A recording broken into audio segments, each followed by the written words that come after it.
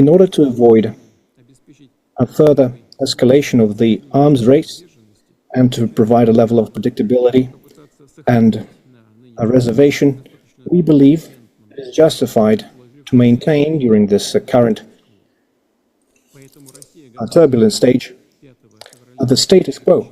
And so Russia is willing to continue for 1 year to maintain the central quantitative limitations under that treaty after the current treaty is terminated. As a result, we will make further decisions later on in accordance with the situation, and we believe that stability is only possible if the United States act in a similar manner and do not make steps that would undermine or disrupt the current balance of deterrence potential. In this regard, I would instruct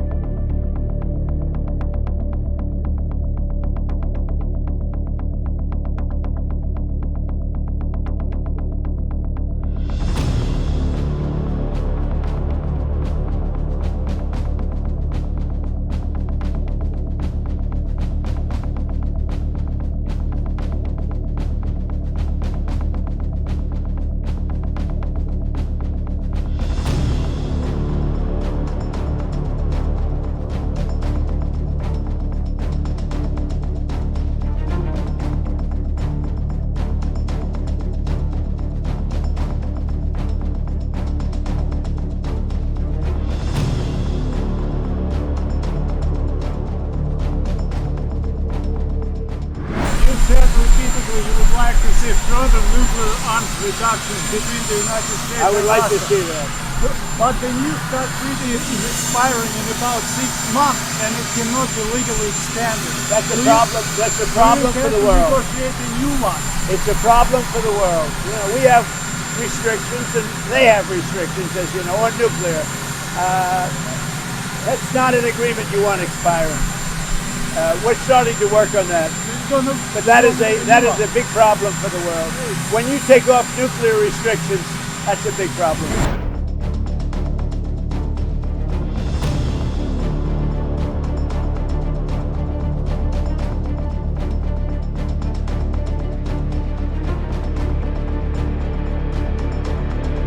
the signing of the Russian-American Treaty on Strategic Offensive Arms, signed in 2010, was an important step.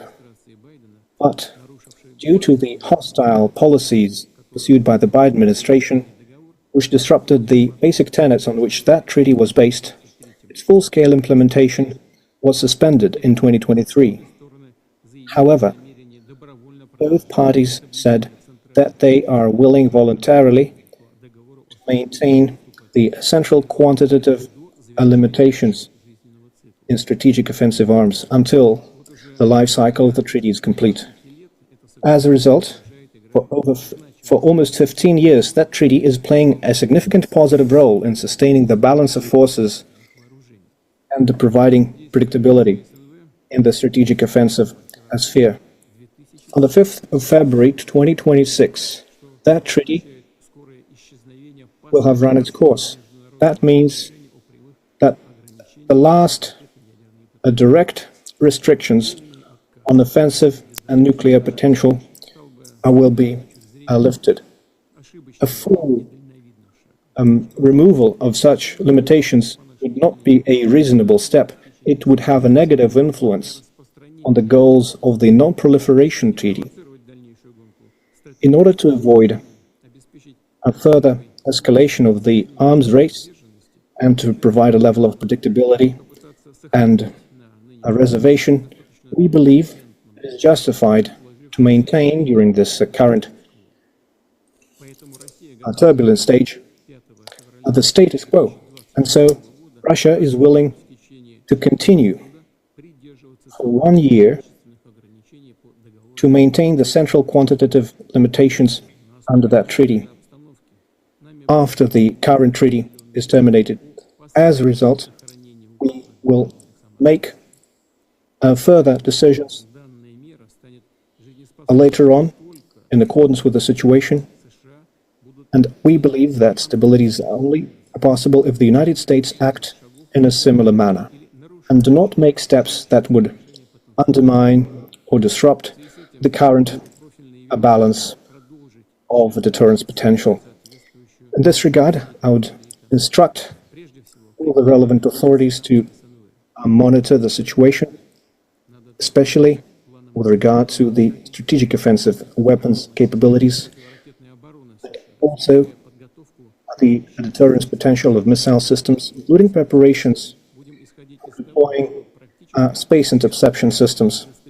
We believe that such destabilizing actions, if prepared further, could annul the efforts made by our country to uphold the status quo in the area of strategic offensive capabilities. I believe that the Russian initiative could be a significant contribution in establishing a good atmosphere for a substantive strategic dialogue with the United States.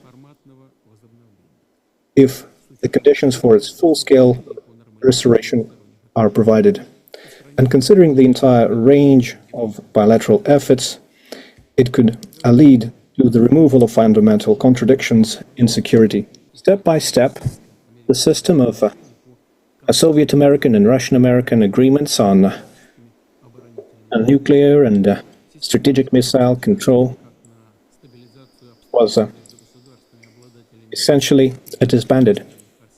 These are the owners of two largest nuclear arsenals, and this situation has a bearing on the global security as well. The reasons and the possible consequences of this situation have been mentioned time and again. The strategic risks that have accumulated since the start of the century are due to the actions of the West, their destabilizing doctrines and strategic military programs aimed at disrupting global parity and an attempt to obtain absolute dominance.